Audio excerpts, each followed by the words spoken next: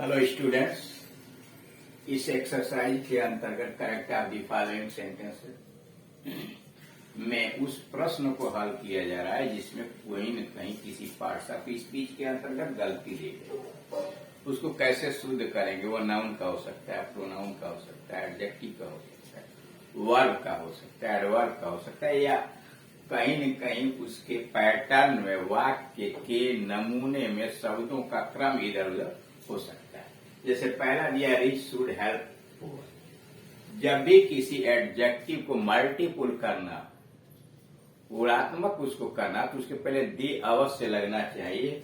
यहाँ लिखा है रिच शुड हेल्प पुअर, दोनों जगह दी लगा देंगे। The rich should help the poor, अमीरों को गरीबों की सहायता करनी चाहिए। Number 2, the sceneries of Kashmir are very charming. कभी भी सीनरी का सीनरीज नहीं होता।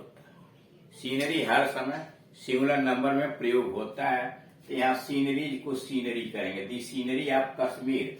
और जब चूंकि सीनरी सिंगुलर नंबर है तो वर्ब भी सिंगुलर नंबर का होना चाहिए। The scenery of Kashmir is very charming. Number 3, he is not such a good boy as I expected. वह ऐसा अच्छा लड़का नहीं है जिसकी मैंने उम्मीद की थी। यह लिखते समय सही लिख गया, ही is not such a good boy that I expected, जिसकी मैंने उम्मीद की थी। जब भी सेम या सच आए पहले उपवाक्य के अंतर्गत, तो जो की अंग्रेजी न तो आप हु लगा सकते हैं और न निर्जीव चीजों के लिए विच लगा सकते हैं। वहां निश्चित रूप से एज का प्रयोग होना चाहिए। यानी जब पहले उपवाक्य के अंतर्गत, क्लास के अंतर्गत सेम आया हो, सच आया हो, तो जो की अंग्रेजी आप एज लगाइए।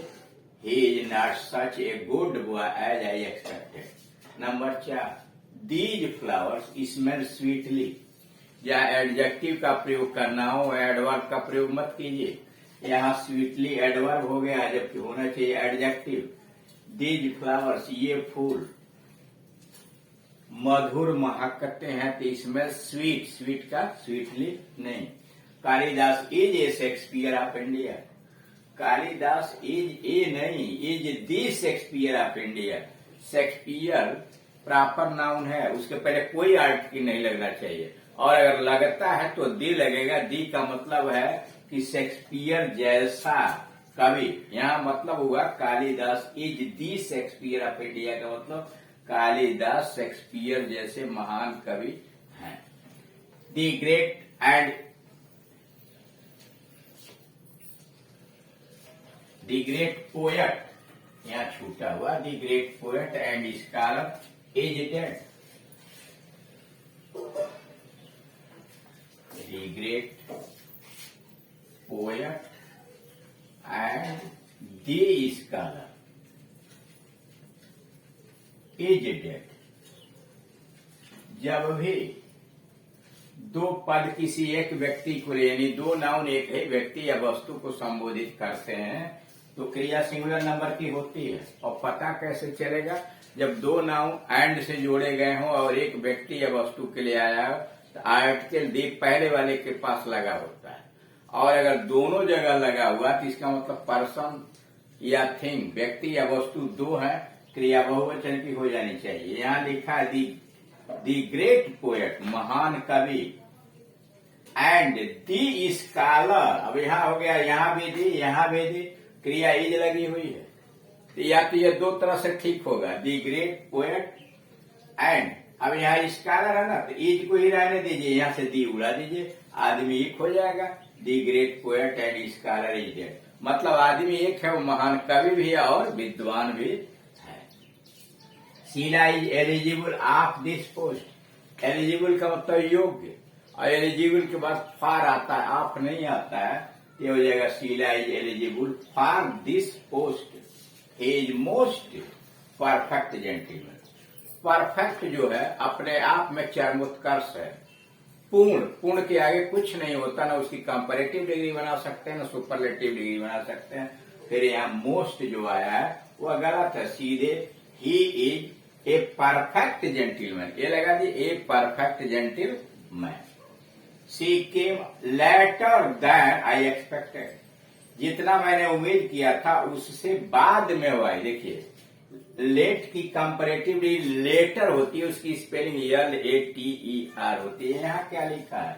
LATTER लिखा हुआ। Number 10, Ram's brothers car has been stolen. Ram के भाई की गाड़ी चोरी चली गई है।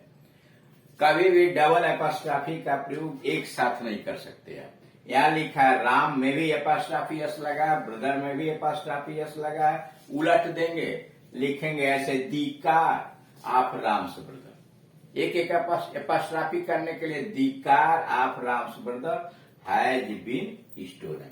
नंबर 11, व्हेन ही अवोक, जब वह जगा था, he asked where I M.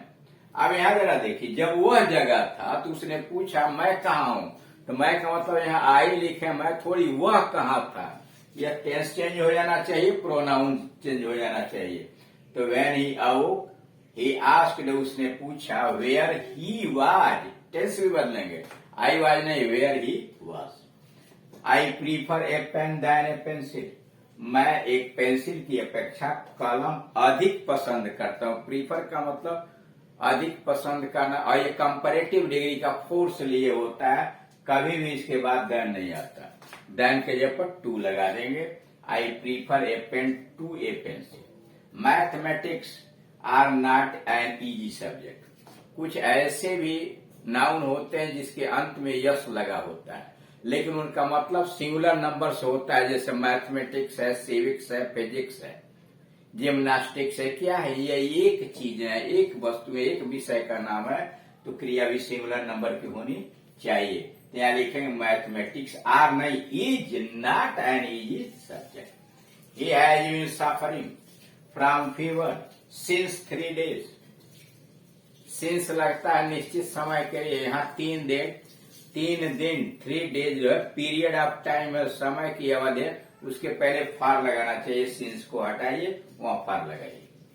He is one of the best man, वह सबसे अच्छे आदमी में से एक है। दैट हैज एवर लिव्ड, जब भी कोई कंजंक्शन हु हुआ, विच हुआ, दैट हुआ, उसके बाद कोई वर्ब आप लगाएंगे तो वह क्रिया अपने एंटीसीडेंट पूर्ववर्ती नाउन या प्रोनाउन के अनुसार होना चाहिए। यहाँ मैन है, दैट के आगे क्या लिखा? मैन। मैन का मतलब प्लूरल नंबर, बहुवचन, और क्रिया क्या है?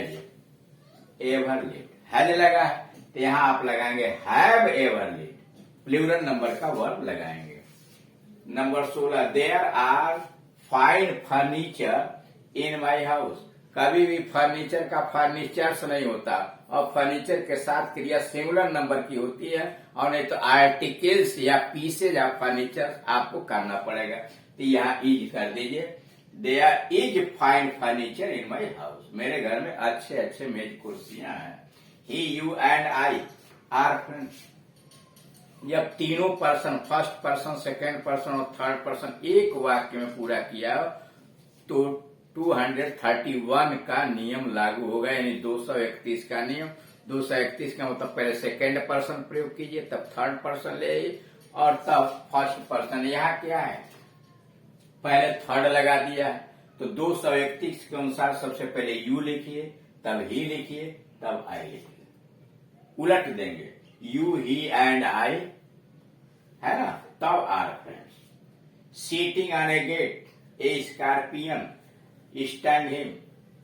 गेट पर बैठे हुए एक बिच्छू ने उसे डंक मारा। अब यहाँ उलट दिया गया है, गेट पर कौन बैठा था? आदमी बैठा था ना, तो वह ऐसे करेंगे, sitting on a gate, he was, देख रहे हैं ना, ए स्कॉर्पियन स्टंग हिम को उलट दीजिए पैसिव से, he was stung by a scorpion.